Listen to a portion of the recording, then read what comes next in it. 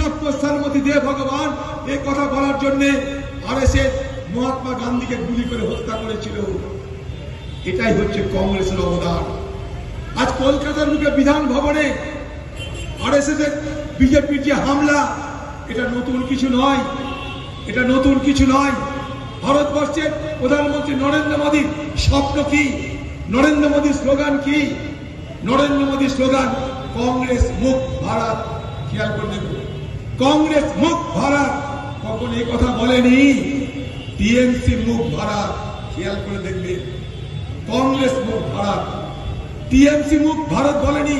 কারণ আছে, কারণ একটাই, সেটা হচ্ছে এই যে এই দিদি এমন কোনো কাজ করবে না যাতে মোদির ক্ষতি হয়, এটাই তাদের সমঝোতা।